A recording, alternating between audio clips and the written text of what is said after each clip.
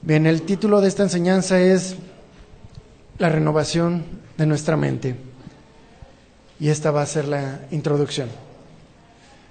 Para quienes llevan tiempo en esta congregación, en Casa de Oración, notarán que frecuentemente se evita dar toda una enseñanza sobre testimonios personales.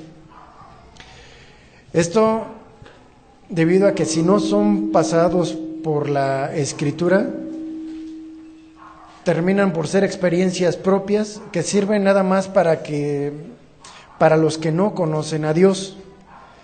Así que en esta ocasión les voy a compartir algo que estoy seguro que Dios me mostró en el trabajo a través de un proyecto, y quiero compartírselos porque considero que fue muy importante, por lo menos para mí, y fue ese el motivo porque hace un mes no pude venir.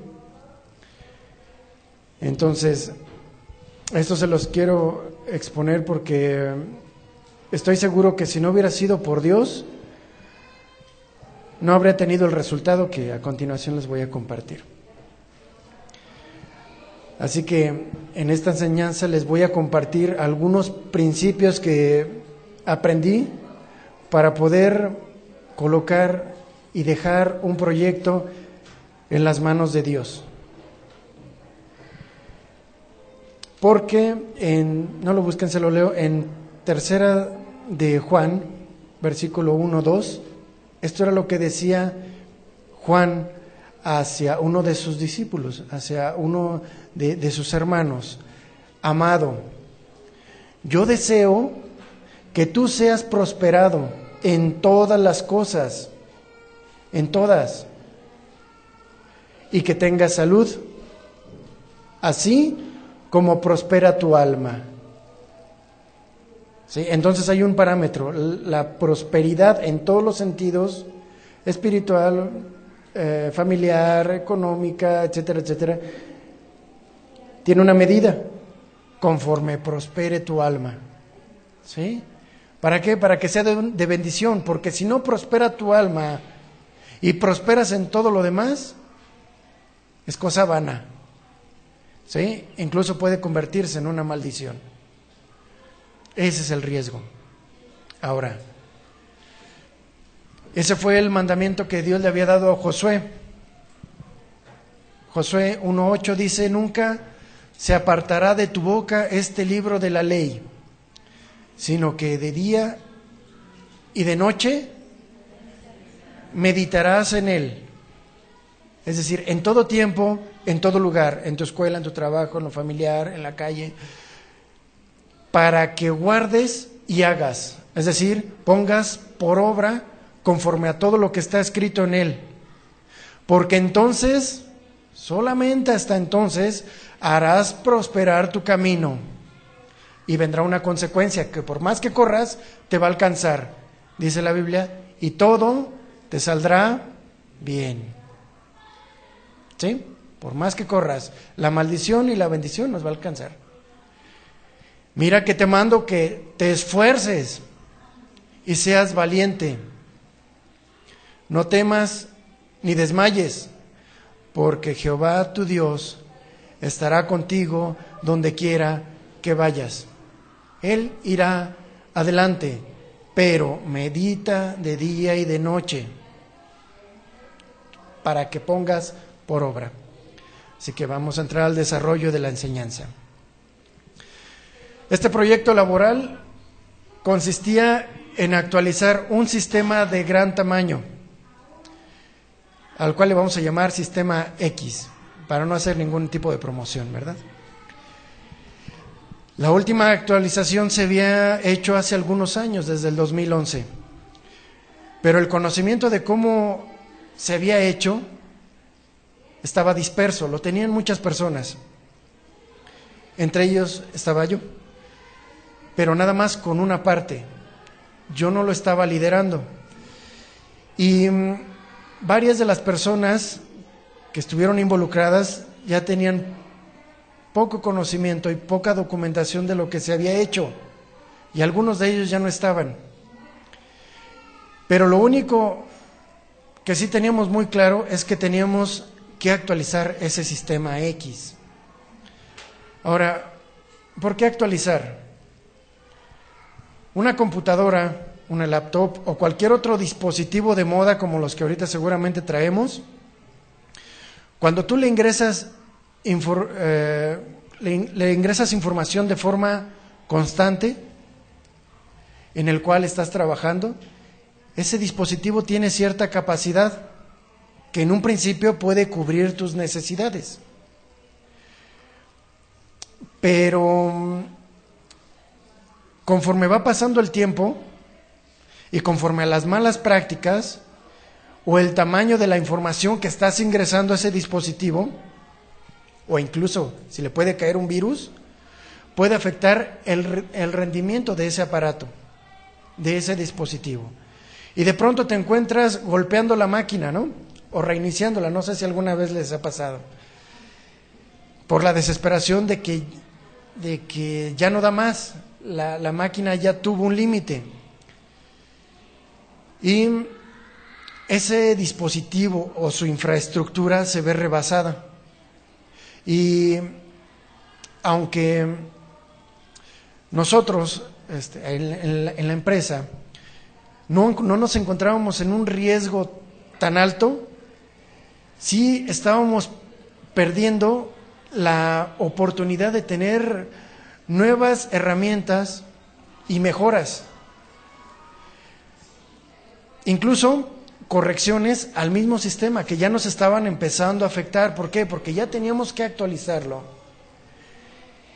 Y en algunas ocasiones puede ser que se hayan resuelto o pueda resolver algunas situaciones como estas con algunos parches, así se le menciona, que te ayudan a resolver el problema.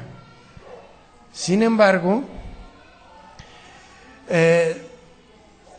muchas veces los parches ya son insuficientes y te puedes encontrar de pronto en el riesgo de perder absolutamente toda la información que tienes ahí.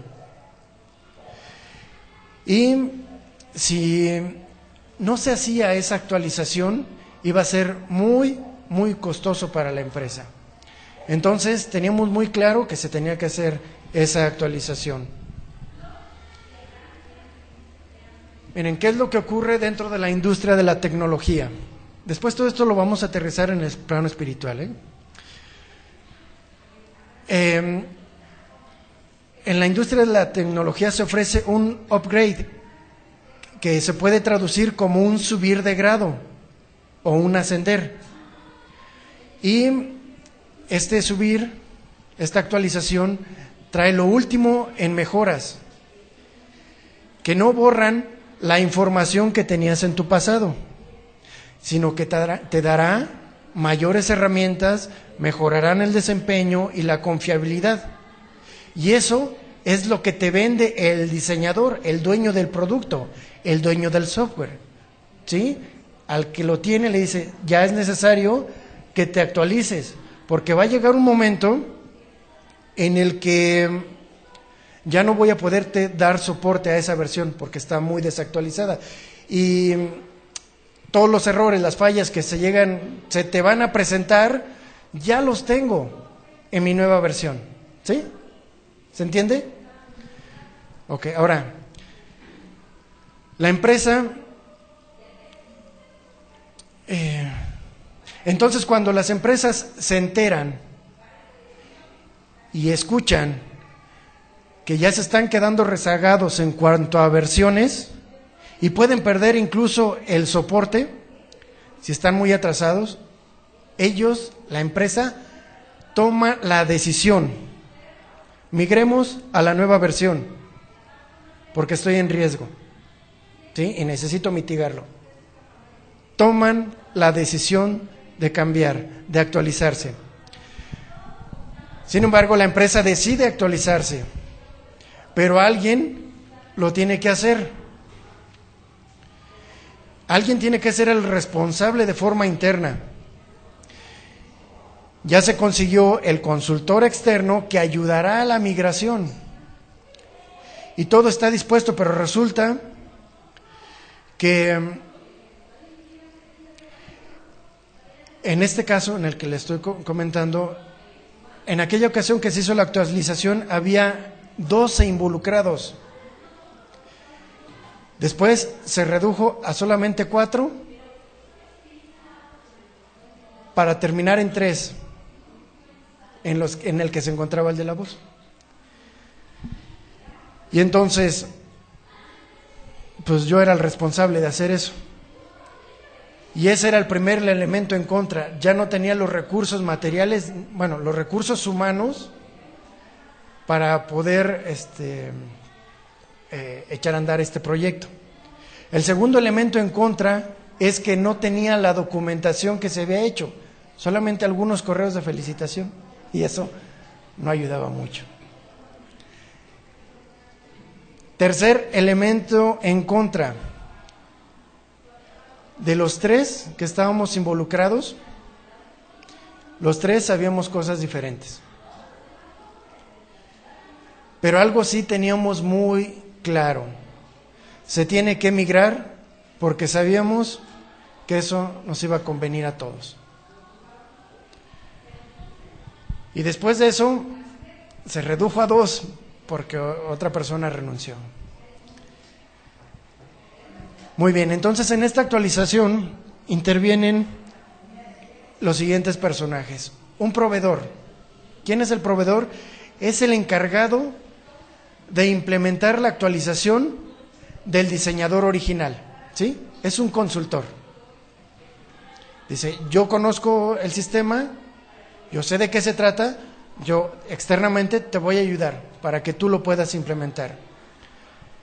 Está el área de sistemas y es el encargado de proveer esa herramienta tecnológica para el mejor desempeño operacional dentro de la corporación, ¿sí? Dentro de la empresa. Y finalmente, el tercer involucrado son los usuarios finales. Los usuarios finales son aquellos que van a operar el sistema, ¿sí? Todos los de la corporación. Entonces, como área de tecnología dentro de la empresa, nosotros nos encargamos de proveerle al usuario final esa herramienta. ¿Quién disfruta de la herramienta? Finalmente, el usuario final. Entonces, son aquellos, los usuarios finales, que reciben y utilizan ese producto. Y ellos son los que finalmente califican o descalifican a la herramienta proporcionada, ¿sí? Ellos tienen la última palabra. Bueno, así que, estando en esa circunstancia y en esa situación tan apretada, tan difícil, aparte, ya haciendo cuentas, la cantidad de proyectos adicionales a ese, de esos son cerca de 80. Entre 2, pues se ponía cada vez más difícil. Y el tamaño de no era nada sencillo. Así que le pedí ayuda al único que podía auxiliarme. ¿Quién es? El dueño de la empresa, exactamente, Dios. El que está por encima del consejo, el que está por encima del dueño. ¿Y qué es Dios?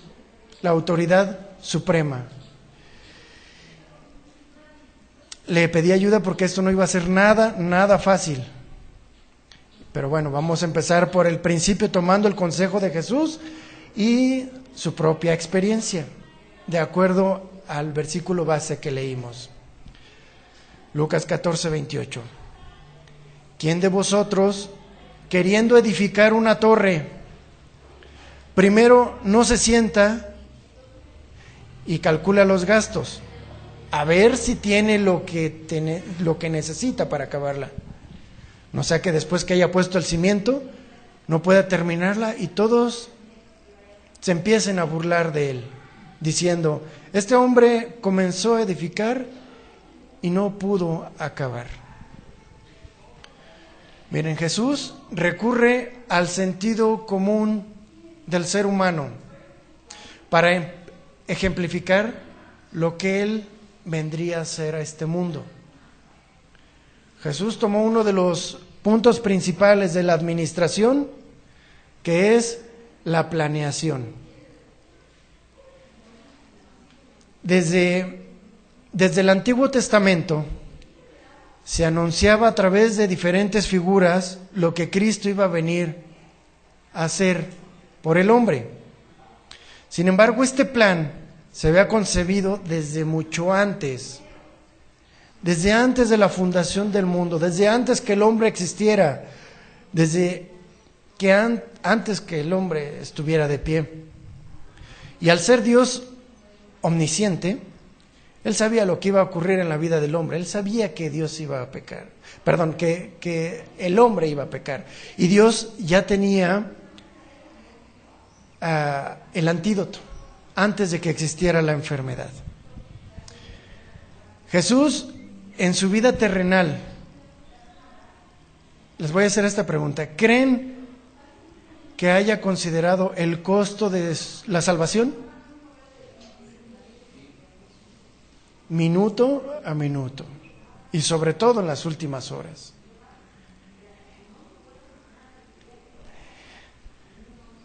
Cuando Él estaba en el huerto de Getsemaní, cuando el Padre estaba por separarse de Él, cuando Él se sentó y meditó y se sentó a calcular el costo nuevamente, porque Él ya sabía qué era lo que iba a ocurrir. Se sentó a calcular el costo y a ver si tenía lo necesario para poder acabarla. La torre era la salvación del hombre. ¿Cuál era el costo? Su propia vida. Padre, tú puedes hacer que esta copa pase, yo no la tenga que tomar, mas no se haga lo que yo quiero, sino lo que tú quieres, tu voluntad. ¿Sí? ¿Qué era lo que Jesús necesitaba para poder acabarla? La voluntad del Padre, hacer la voluntad del Padre. ¿Cuál era el costo? Su propia respiración.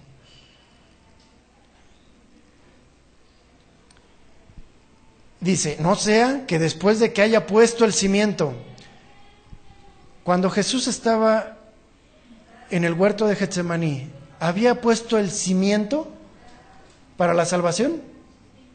Sí. ¿Por qué? Porque ya lo había anunciado. Es más, desde mucho antes, desde el Antiguo Testamento. Ya estaba puesto el cimiento. Y Jesús se pone ahí a calcular los costos. Me abandonaron mis amigos. Me traicionaron. Me dejaron solo. El Padre no contesta.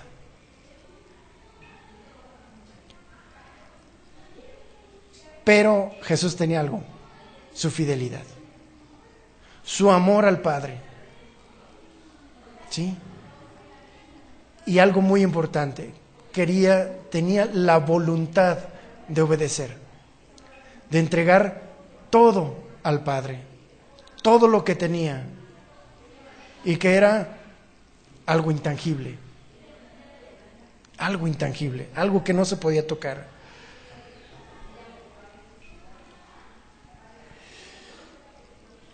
Ahora, ¿ustedes creen? En todo momento Jesús estuvo considerando, recordando el plan de Dios y cumpliendo cada uno de los puntos que se habían anunciado dentro de la planeación. ¿Sí? Recorriendo cada uno de los puntos dentro de la planeación. Ahora, ¿te imaginas que Jesús no hubiera concluido la obra? De entrada, estaríamos muertos, no habría salvación. ¿Ustedes creen que el mundo se habría burlado o nos hubiéramos burlado de Jesús? Claro que sí. Los discípulos, todo lo que decía y no terminó, no concluyó. Si de por sí Jesús es objeto de burla. Pero ¿sabes por qué muchos se burlan o nos burlábamos de Jesús? Por ignorancia. ¿Por qué? Porque tampoco nos habíamos puesto o no se han puesto a calcular el costo de la torre de Babel que el ser humano está levantando. ¿A dónde lo va a llevar? Sí, no sé si me estoy explicando. Ahora, ¿por qué es necesario sentarse primero? ¿Qué significa sentarse? Es dedicarle un tiempo de una forma seria al hacer un cálculo y al considerar los costos, porque podemos hacer cálculos mientras vamos caminando, mientras vamos manejando. Sin embargo, como no está aterrizado, recuerden que cálculos al vuelo nos van a dar resultados al vuelo, y seguramente con desviaciones en tiempo, desviaciones en recursos humanos, desviaciones en materiales, incluso desviaciones en el propio objetivo, perdiendo la brújula. ¿Sí? Así que, tomando el consejo de Jesús,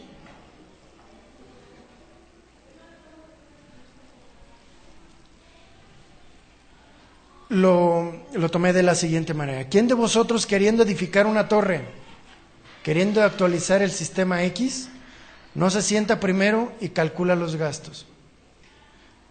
Y fue lo que hice. A ver, ¿tengo el conocimiento? No todo, no lo abarco todo. ¿Tengo las personas? Muy pocas. ¿Tengo el tiempo para realizarlas? No lo tengo. Pero era algo que se tenía que hacer y hacerlo de la mejor manera. Así que esto implicaba un esfuerzo adicional y algo mayor, más dedicación. ¿Y por qué? Porque no sea que cuando se haya puesto el cimiento, ¿cuál sería el cimiento en mi caso? Hacer una junta de arranque para retomar ese proyecto, porque se había olvidado y ya tenía cerca de un año de retraso. Tenía que hacer el anuncio de que se iba a hacer ese cambio. Entonces ese era ya mi cimiento. No sea que al no tener los recursos se hubieran burlado de mí, pero deja de la burla. La descalificación, la desconfianza, se me iba a quedar sin credibilidad y a lo mejor hasta sin empleo, ¿verdad? O sea, las consecuencias de no hacer un cálculo a tiempo, de una forma seria, trae consecuencias serias. Así que esto es parte de lo que aprendí y lo que quiero compartirles. Antes de convocar a esa primer reunión, era necesario que primeramente yo tuviera un plan claro para podérselos mostrar a los que tenían poder de decisión y los que me iban a apoyar a sacarlo, o quienes me iban a detener. ¿Cuál era? Esto que yo les tenía que exponer, tenía que llevar lo siguiente: ¿cuál era el objetivo? ¿Cuáles eran las ventajas de tener ese sistema actualizado? ¿Qué se tenía que probar para que no afectara en lo absoluto la operación del día a día? ¿Y cuándo se iba a hacer? Como les decía, el antecedente de este proyecto es que ahora yo era el único responsable.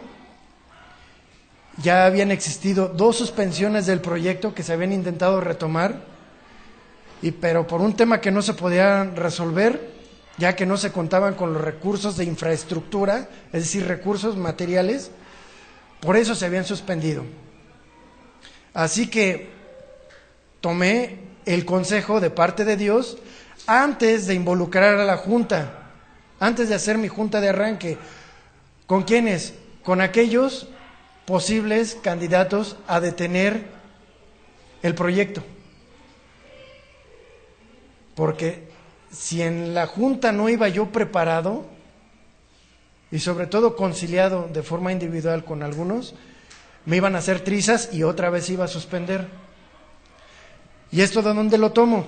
En el versículo 31 dice: ¿o qué rey, al marchar a la guerra contra otro rey, no se sienta primero y considera si puede hacerle frente con 10,000 al que viene contra él contra 20,000.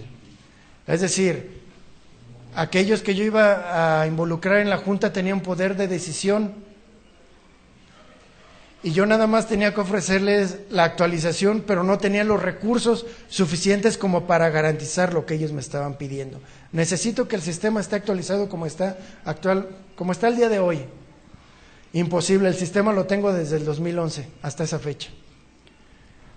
Entonces, después de una serie de negociaciones con ellos, mira, no lo puedo actualizar, no tenemos la infraestructura, los tamaños son diferentes, etcétera, etcétera. Trabajemos con esto, vamos a sacarlo y después busquemos la manera de hacer más delgada la información para poder hacer copias y probar de una forma más real. Entonces, funcionó, sabía de las condiciones, entonces al momento de que estaba en la junta, sí me tiró, pero ya no fue para detener el proyecto. Entonces, por eso fue que viendo aún lejos al que podía tumbarme, le pedí condiciones de paz. Más para sacar el proyecto, porque es en beneficio de todos. Y se tenía que hacer y de eso estaba consciente. Entonces, dentro de las organizaciones, el usuario final es el que tiene una gran influencia en la toma de las decisiones tecnológicas, debido a que él es el que la está utilizando diariamente. Entonces, imagínate, implementas algo que te sale carísimo y resulta de que tu trabajador no lo utiliza, sí generaría, aparte de molestias, una inversión muy grande y pues evidentemente se estaría echando a la basura muchísima inversión. Así que eso era lo que tenía que hacer, negociar antes con aquellos que eran más difíciles, con aquellos usuarios, y que sabes que te pueden destrozar en la primera reunión. Por eso fue que tomé condiciones de paz. Y una vez que se tiene concluida la presentación, se convoca la reunión con aquellos que sabes que te van a ayudar a impulsar, sobre todo los representantes de cada una de las áreas, para presentarles e informarles del plan. Vamos a encontrar un ejemplo de este consejo que le fue dado a Moisés por su suegro. Cuando él estaba tratando los asuntos de forma muy particular con cada persona de su pueblo. Y esto al principio del proyecto yo quería hacerlo, yo quería probar absolutamente todo. Pero imagínense, yo implemento y yo pruebo, ¿dónde está la contraparte? Entonces, nunca iba a poder. Y aquí dice, no, le dice el suegro a Moisés, no está bien lo que haces, vas a desfallecer del todo, tú y también el pueblo que está contigo, porque el trabajo es demasiado pesado para ti y no podrás hacerlo tú solo. Oye ahora mi voz, yo te aconsejaré y Dios estará contigo. Preséntate tú por el pueblo delante de Dios y somete tú los asuntos a Dios. Y entonces eso fue lo que hice, fue directamente con Dios. ¿Pero qué implicaba eso? Preparación de parte mía, disposición de parte mía, tiempo de parte mía y sobre todo sabiduría de Dios. Y después que vayas con Dios, enséñale los preceptos y las leyes, es decir, los planes, y muéstrales el camino por donde deben andar y lo que deben hacer. Y eso fue lo que hice. Armé el plan y se los presenté a los que podían ayudarme. Así, ¿por qué es tan importante la primera reunión? Porque dice Amón 3:3, ¿andarán dos juntos si no estuvieran de acuerdo? Imposible. Por eso se tenía que hacer la negociación y presentar el plan de arranque para que fuera claro y ellos supieran exactamente a dónde teníamos que llegar. Si yo no contaba con el apoyo de esos usuarios, sería imposible que el proyecto saliera. El proyecto se retomó 8 meses después, con esta reunión, con un plan mucho más claro, y después de esto estuve documentando la secuencia de cada una de las actividades que íbamos haciendo, con los aciertos y los errores. Y una vez que se contó con el apoyo de los usuarios clave, los más fuertes, se informó a todos los niveles superiores que este proyecto se iba a reactivar y se iba a retomar. Entonces el compromiso era cada vez más fuerte y el cimiento se estaba apuntalando aún más. ¿Y qué se consigue con esto? Con el informarle a los superiores el compromiso de todos para que esto saliera a flote.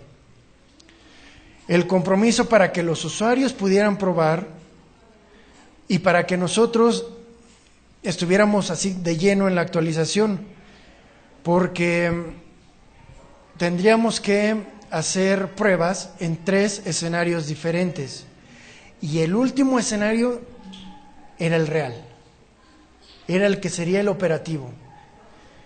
Y esto se debe,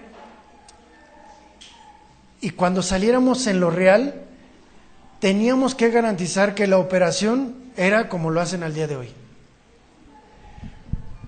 para que el cambio fuera lo más transparente. Por eso teníamos que probar 3 veces antes de salir a productivo, de salir en real. Así que en la primera junta que tuve, se contemplaba originalmente 2 meses y medio para terminarlo. Sin embargo, no se concluían las pruebas en los ambientes destinados para dicha actividad. Así que se recorrió 3 semanas más para la fecha del fin de semana largo, del 15, 16 y 17 de septiembre. Pero todos los días se estaba revisando de forma continua el plan y teníamos que avisarle a los usuarios y el tiempo se estaba acortando cada vez más. Llegó un momento en que personalmente no estaba tranquilo debido a que no se habían concluido todas las pruebas. Imaginen, eran alrededor de 100 personas involucradas y cada uno tenía que hacer su partecita. Y existía un gran riesgo y una gran posibilidad de que los procesos más críticos pudieran fallar porque todavía no estaban probados correctamente. De forma adicional, algunos de los usuarios de estos procesos críticos en ese fin de semana no iban a contar con el personal suficiente, ya que si había algún error, no se iba a tener a la gente, a las personas disponibles para solventar esa contingencia e iba a ser muy doloroso. Ahora, no quise pensar mal, ¿verdad? Pero creo que muchos de ellos lo hicieron con toda la intención, o algunos, porque sabían que se venía esta actualización y por el antecedente que teníamos de la anterior, sí era muy estresante. Entonces, el asunto cada vez se veía más apremiante. También no estaba personalmente tranquilo porque uno de los que me estaban apoyando se iba a ir de vacaciones en esos días. Entonces, ya nada más quedaba yo. Y para esto ya eran las 12 del día jueves, y recuerden que el siguiente día no se iba a trabajar. Yo en lo personal estaba muy intranquilo y le pedí a Dios: Señor, ayúdame, ya vamos a salir hoy en unas cuantas horas. Ahora, ¿por qué nos atrasamos? Muchos de los procesos los tuve que aprender. tuve que aprenderlos yo mismo antes de convocar al usuario a hacer sus pruebas. Por eso nos atrasamos, para que él viera que estuviera bien. Y entonces eran muchísimos módulos y muchísimas combinaciones que se tenían que hacer. Así que le pedí a Dios que me ayudara, que me auxiliara. Y pasó algo especial a esa hora, a las 12:30. Unos de los usuarios que tenían, principalmente de tesorería, que tienen un nivel de decisión muy fuerte, no estaban tranquilos de salir en esas condiciones.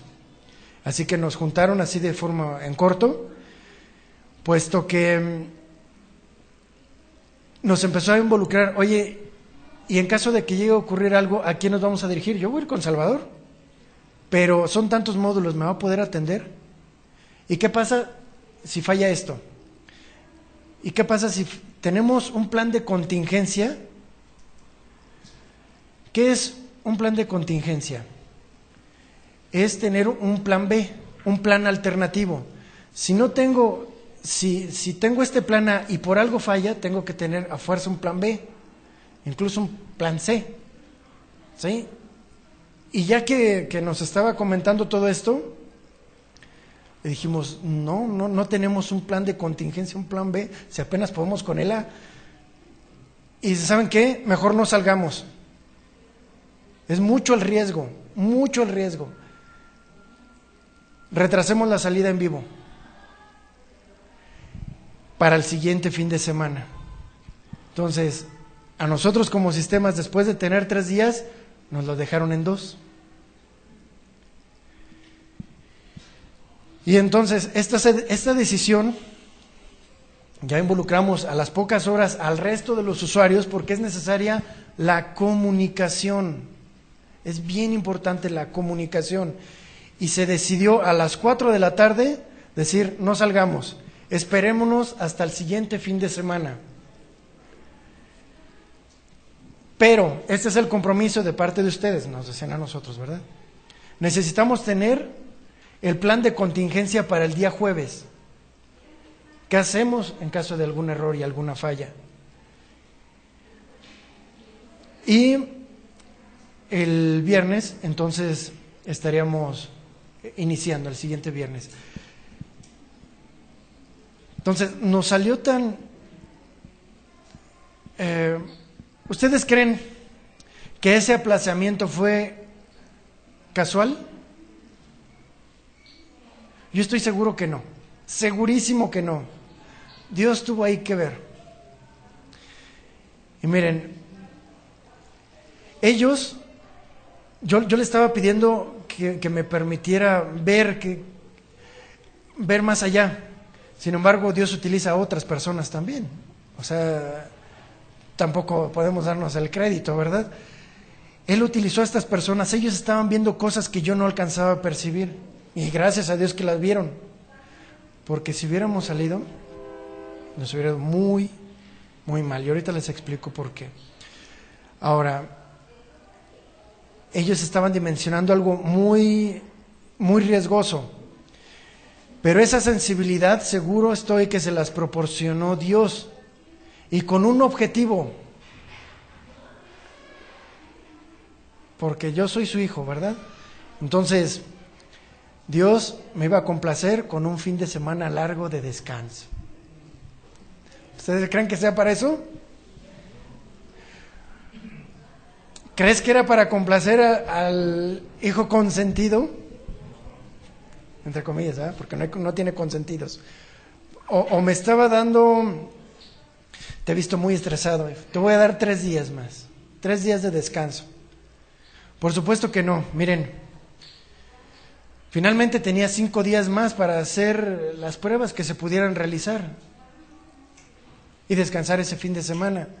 Sin embargo, Proverbios 3:6 dice, reconócelo en todos tus caminos y Él hará derechas tus veredas. En realidad, esa no fue mi consideración principal, tomar descanso en esos días. ¿Saben por qué? había algo, los usuarios estaban depositando su confianza en un servidor y en el equipo de sistemas, pero finalmente el que estaba dando la cara soy yo. Entonces, así que puse la fe en operación. ¿Cómo se pone la fe en operación? Decreté. No es cierto, no es cierto. No, tampoco es por confesar positivo ni atar el espíritu de los errores y las fallas. No. Santiago 2:17. Así también la fe, si no tiene obras, es muerta en sí misma. ¿Cómo se pone la fe en operación? Por medio de las obras, ¿no? Así que hablé con mi mujer acerca de esto que se estaba presentando. Yo sabía que era Dios el que había movido esta circunstancia con un objetivo: glorificarse, mostrar su poder, y Él había prometido que iba a estar conmigo. Entonces, hablé con ella, la llevé a casa de mis suegros y me regresé a trabajar ese fin de semana. Y prácticamente el fin de semana completo. Solamente salí a tomar aire a la congregación para reunirme y otra vez a darle. ¿Por qué?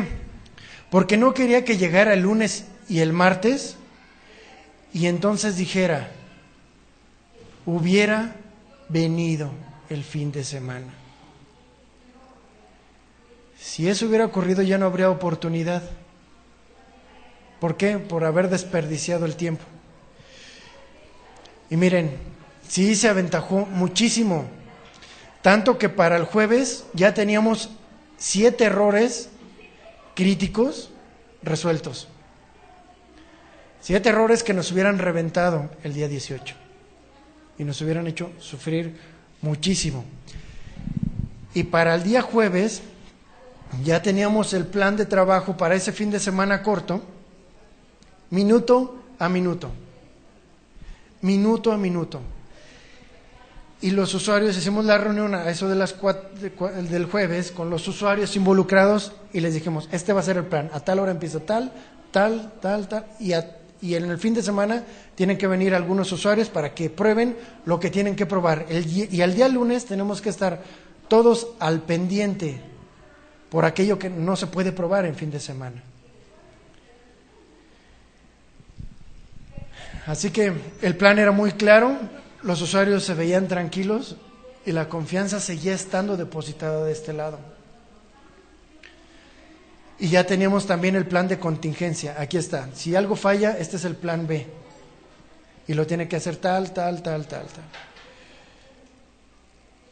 Y nuestra meta pues ya la tenemos bien ubicada: terminar el sábado a las 4 de la tarde y para el domingo a las 10 de la mañana ya habíamos terminado y los usuarios tenían que regresar a probar. Porque esos eran nuestros tiempos estimados y planeados. Así que llegó el viernes y se inició todo conforme al plan. A las 6 de la tarde se hizo un respaldo de toda la información. ¿Por qué? Porque si algo fallaba en la actualización, teníamos que resguardar. Ese es el plan B. Y aparte, teníamos otro respaldo, entonces teníamos el plan C, por si algo llegaba a fallar. Y lo estuvimos supervisando toda la noche y los tiempos. Pero el sistema se cubría a sí mismo y se protegía. Y él estaba trabajando, y así que ya era tiempo máquina. Pero resulta de que no terminaba. Llegó el sábado, llegó el domingo y el sistema no terminaba. Eran las 5 de la tarde del domingo y todavía no terminaba. Y a partir de ahí, se les estuvo informando a los usuarios acerca del retraso. ¿Saben qué? El sistema sigue trabajando, nada más lo estamos monitoreando, no podemos meterle mano porque lo podemos corromper. Así que tenemos que terminar, y a partir de ahí ya el director y los del área de sistemas ya estaban preocupados y empezaron a llamar. Les decíamos, todavía está trabajando. Y les soy honesto, yo también. O sea, estaba terminando, pero el hecho de estarles informando a los usuarios estaba generando confianza, no incertidumbre, porque sabían que estábamos ahí, pero que era cuestión de tiempo, cuestión de máquinas. Y no estaban todos preocupados, nada más nosotros, ¿verdad? Como área. Y aunque algunos llegamos a considerar, oye, ¿y qué pasa si truena? Nos tenemos que regresar a la versión, pero uno de ellos me decía, no, tenemos que terminar, mientras la base no se corrompa, tenemos que terminar, no importa si es el mismo lunes, eso lo tienes que incluso negociar con los usuarios, que estén dispuestos a aplicar el plan B. Y entonces, eso generaba mucha tensión, mucho retraso. Y después de las 5 de la tarde, se le estuvo informando a los usuarios. Y esto terminó hasta las 11 de la noche del día domingo. Se les mandó llamar a los usuarios, algunos vinieron y probaron, y algunos terminaron a la 1 de la mañana. Hubo algunos momentos de duda, ¿y si no salimos? Nos regresamos a la versión anterior, y otro decía, no. Y sí es cierto, no salgamos, no importa que nos lleve un día más, tenemos que terminar. Pero, escucha, si nos regresamos a la versión anterior, todo el esfuerzo que se ha hecho se va a ir a la basura. Se va a ir a la basura. ¿Y sabes qué? No tenemos un fin de semana más, porque el siguiente ya es fin de mes, se viene todo lo de fin de año, tenemos que salir. Y así fue como prácticamente sin dormir estuvimos monitoreando que todo fluyera desde el día lunes. O sea, no dormimos, de hecho algunos terminaron, pero nosotros nos quedamos. Y gracias a Dios, los errores que fueron reportados no tuvieron impacto y no detuvieron la operación. De las 800 transacciones que se probaron, solo nos reportaron 27, que fue el 3%. Y aún así eran de escenarios muy específicos y muy controlados. Y se buscaron alternativas y todos los días nos reportaban y nosotros lo resolvíamos. El tiempo de estabilización nos llevó 2 semanas. 2 semanas para decir, ha concluido.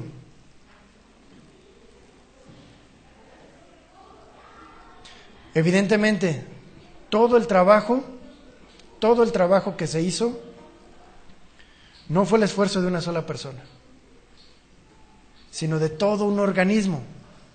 ¿Sí? Es como aquí, es como en la iglesia.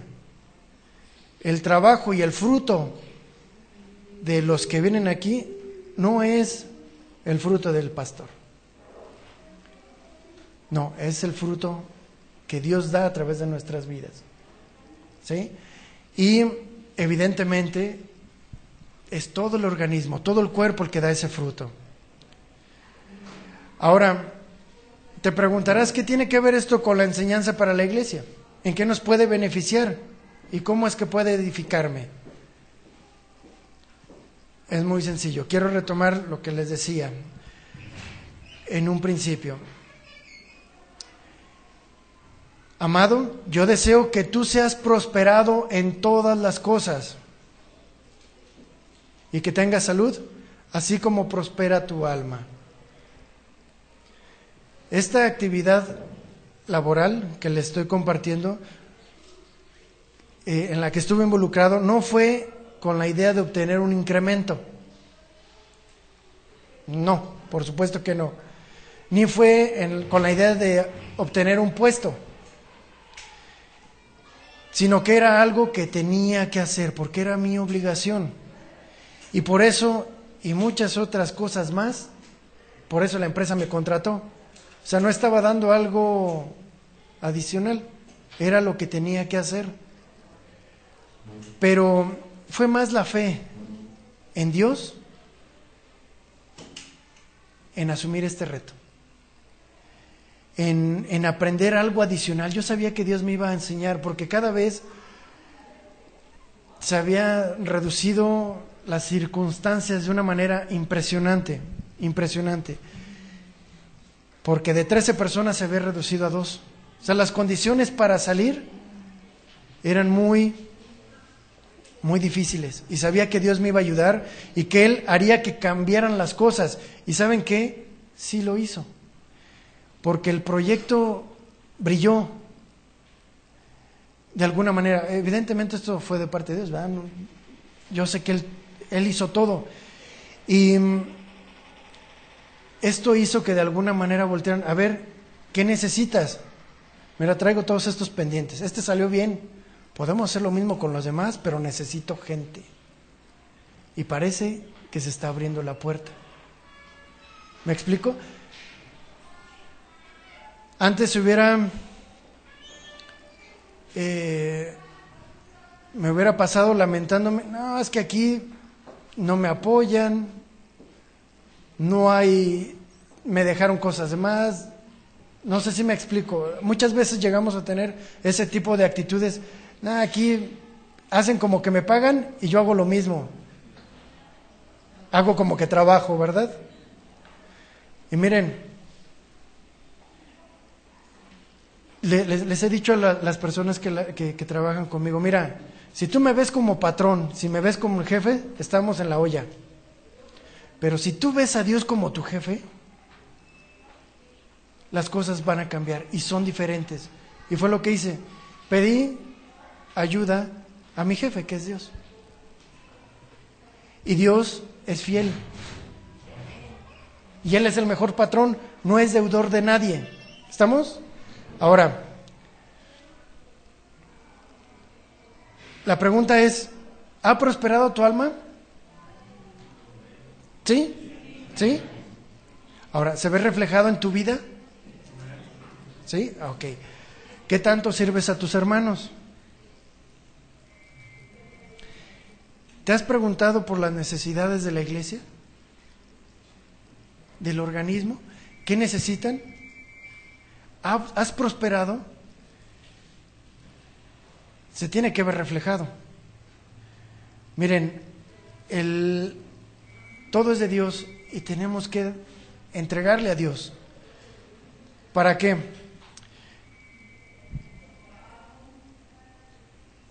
Finalmente, los beneficios son distribuidos para el propio cuerpo, para la misma empresa. Cuando seguramente en muchos lugares, no sé si a ustedes les tocó, muchas personas aprovechaban y buscaban la oportunidad para exprimir las carteras de los congregantes. Y de pronto, cuando escuchas la sana doctrina, pues ya como que esa parte se retrae y dice, no sea que me haga lo mismo. No, mira. Y ahora retraemos y no ofrendamos. Preguntemos. Es algo muy importante, la comunicación. Y no vamos a pasar la charola, ni mucho menos, ¿verdad? No va por ahí. Preguntemos por las necesidades de los hermanos. Ahora, miren, ahí les va. La generosidad de Dios, lo abundante de Dios, no es por gratitud al ser humano, es por gracia. ¿Estamos de acuerdo? Porque es un favor inmerecido. Pero por otra parte, la gratitud del hombre se materializa en la generosidad. La gratitud del hombre hacia Dios se materializa en la generosidad. Dentro del proyecto,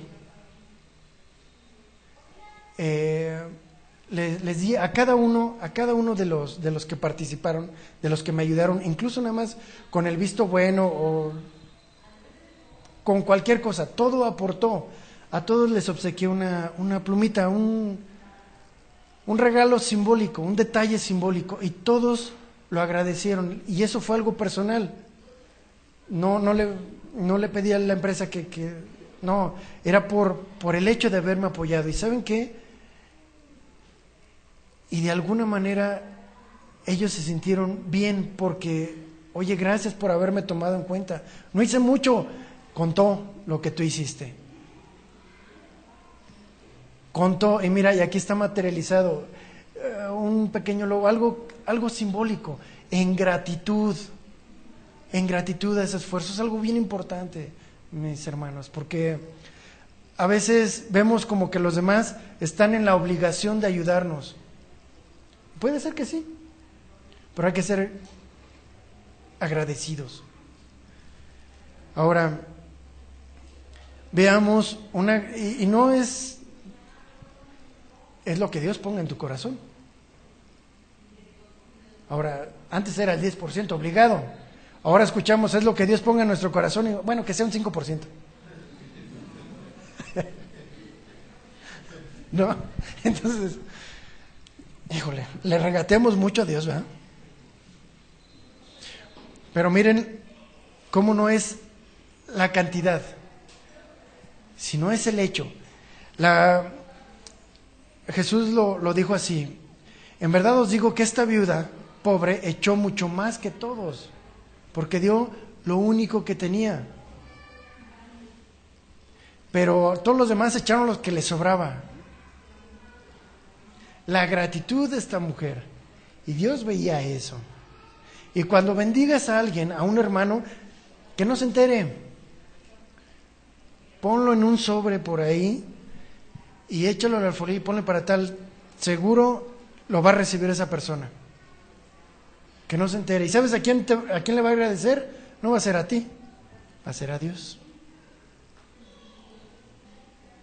Así que no es la cantidad, mis hermanos, es la disposición del corazón a ver por las necesidades de los hermanos. Y en tercera de Juan, es uno de los más pequeños, de los libros más pequeños.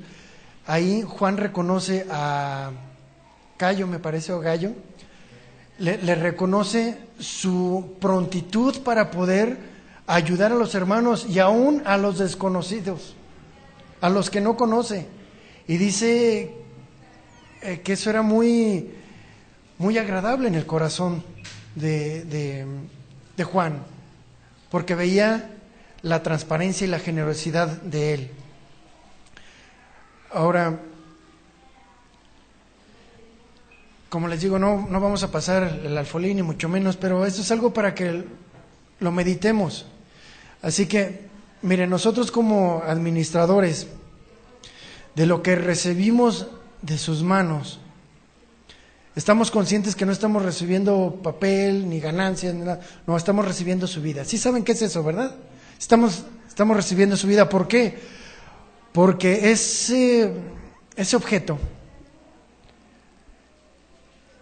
le fue invertido esfuerzo, dedicación, y sabemos lo que ustedes le invierten. Así que le pedimos a Dios sabiduría para que nos ayude a aplicarlo de la mejor manera. De la mejor manera. Y esa es la gratitud de un nacido de nuevo, que debe de tener, porque ya dejó su vieja naturaleza, porque algún día esta persona que ha nacido de nuevo escuchó que existía una mejor vida. Un autor llamado Jesucristo, que ofrece, aquí es donde voy a englobar todo lo que les he comentado. Jesús ofrece una nueva versión de una nueva vida muchísimo mejor que la que llevábamos o la que algunos llevan. Él la ofrece. Y esa actualización, esa nueva vida está disponible. Así que así como alguien se interesó en esta nueva versión para el sistema X, así ocurre en la vida espiritual. Nicodemo se interesó en esa nueva versión. Le dijo Jesús, de cierto os digo, que el que no nace de nuevo, que el que no cambia de versión, no puede ver el reino de los cielos. Es decir, no puede disfrutar de los beneficios de una nueva vida. Nicodemo entonces más dice, necesito saber más. ¿Cómo puede nacer un hombre siendo ya viejo? Y él le dijo, el que no nace de agua y de espíritu, no puede entrar en el reino de los cielos. Así que no te maravilles, es necesario que cambies de versión. Es necesario. Y al igual que en lo laboral, estaba determinado, se determinó no regresar a la versión anterior, así se determina en la vida espiritual. En cuanto a la pasada manera de vivir, en cuanto a la versión antigua, en cuanto a la versión anterior, despojaos de esa versión, despojaos del viejo hombre, que está corrompido por los deseos engañosos, que ya tiene fallas, que por más parches que se estén poniendo a la vida, no va a funcionar. Tarde o temprano vas a terminar por perder todo. ¿Por qué? Por no cambiar de versión. Renovaos en el espíritu de vuestra mente. Ahí está la actualización. En el espíritu de vuestra mente y vestíos del nuevo hombre creado según Dios, según el diseñador supremo, en justicia y en santidad de la verdad. Y una vez que ya has nacido de nuevo, mucho menos tienes la oportunidad, mucho menos deberías de tener la opción de regresar a la versión anterior, sino preservar hasta el final, como lo dijo Pablo en Filipenses 3:13, hermanos, yo mismo no pretendo haberlo alcanzado. Y aquí él ya nació de nuevo. Aquí Pablo ya cambió de versión, ya tiene una versión hecha según Dios. Pero una cosa hago, olvidando ciertamente lo que queda atrás y extendiéndome a lo que está adelante, prosigo a la meta, al premio del supremo llamamiento de Dios en Cristo Jesús. Miren, y después de que ocurre la actualización, después de que una persona nace de nuevo, se siguen presentando errores, ¿verdad? En el caso espiritual, pecados, que se tienen que ir corrigiendo conforme a las instrucciones del propietario. Así es en la vida espiritual. Hijitos míos, estas cosas os escribo para que no pequéis, ¿sí? Ustedes que ya cambiaron de versión, que ya tienen la nueva naturaleza. Pero si alguno hubiere pecado, ¿sí?, abogado tenemos para con el Padre. Es decir, se puede corregir. Ve con el autor de la salvación. ¿Sí? Él te va a ayudar. Y entonces la estabilización para un nacido de nuevo es hasta que te mueras.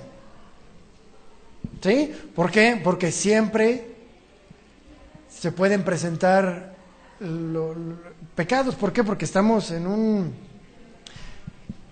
cuerpo que está acostumbrado a las malas prácticas. Así que el consejo sigue siendo también, el siguiente consejo también me lo mostró en su palabra, porque no porque se haya cambiado de versión significa que todo es perfecto y completo. Por supuesto que no, en ninguna manera, porque el que piense que esté firme, exactamente, entonces no se puede bajar la guardia. Filipenses 2:12 dice, por tanto, amados míos, como siempre habéis obedecido, no solamente cuando estoy yo presente, sino mucho más ahora que estoy ausente, ocupaos en vuestra salvación con temor y temblor. Aquí está el proceso de estabilización. ¿no? Y que debe ser parte de la misma operación del día con día, día con día. Ahora, Jesús nos puso la muestra. Al no alabarse y glorificarse a sí mismo, porque Él es el autor y consumador de nuestra salvación, sino que Él, fíjense, Jesús dejó la nueva versión. ¿Quién la da? A ver si se entiende. Espiritualmente, la nueva versión, ¿quién la da? Dios, correcto. ¿Quién es el autor? Jesucristo, ¿verdad? Jesucristo es el autor. Él provee la salvación. Sin embargo, Él deja que el reconocimiento lo den los usuarios finales, que son finalmente los que disfrutan de esa nueva versión, de esa nueva vida. ¿Se entiende? Él lo deja así. Y en Proverbios 27:2 dice: alábate el extraño y no tu propia boca, el ajeno y no tus propios labios.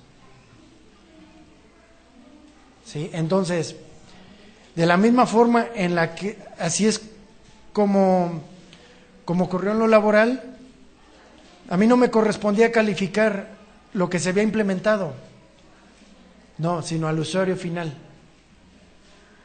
¿Por qué? Porque si yo lo estuviera calificando, sería orgulloso y soberbio, ¿no? No, el usuario final es el que tiene que calificar. Así también fue implementado en esta implementación, como les digo, me estaría atribuyendo a mí algo que Dios fue el que hizo. Así que dejé mejor que lo calificaran los propios usuarios. Y de la misma forma ocurrirá en la eternidad. Cristo no se exalta a sí mismo, sino serán los usuarios, entiéndase los nacidos de nuevo, los salvos, los que reconocerán, lo exaltarán por la obra salvadora que ellos disfrutan por toda la eternidad. Apocalipsis 5:9 dice: y cantaban un cántico nuevo diciendo: digno eres de tomar el libro y de abrir sus sellos, porque fuiste inmolado y con tu sangre nos has redimido para Dios, de todo linaje, lengua, pueblo y nación. Esto también, así como en la implementación en lo laboral, no le hubiera agradado a los dueños que hubiéramos regresado a la versión anterior, de la misma manera, a Dios no agradará que volvamos a nuestra vida pasada. Hebreos 10:38 dice: mas el justo por la fe vivirá, pero si retrocediere, no agradará mi alma. ¿Sí se entiende? No hay opción para regresar a la versión anterior. Sí se entiende, ¿verdad? No es la opción. Y si no has cambiado, siéntate y considera los costos de implementarlo o no implementarlo, de cambiar de vida o quedarte así. Y si ya tienes la nueva versión, no te descuides, porque habrá consecuencias. Habrá consecuencias. ¿Sí se entendió? ¿Cuántos tienen la nueva versión? Ya. Bueno, vamos a orar. Bendito Padre, amado Dios, gracias, Señor, porque día a día, paso a paso, tú nos enseñas, nos instruyes. Así como utilizas la naturaleza para poder ejemplificar la obra de la salvación, así utilizas cualquier otra cosa de nuestra vida diaria para podernos enseñar. Muchas gracias, Señor, por esta nueva vida que nos has dado, Señor, que nos ofreciste, y lo mejor es que es gratuito, porque jamás habríamos podido pagarlo. Señor, Muchas gracias. Te pido, Padre Santo, que esto sea de bendición para mis hermanos, que nos ayudes, que nos des discernimiento a cada paso que damos y que nos recuerdes que es mejor estar contigo, Señor. Es mucho mejor. Muchas gracias, amado Dios, por todas tus bondades. En el nombre de Jesús, amén. Que Dios les bendiga.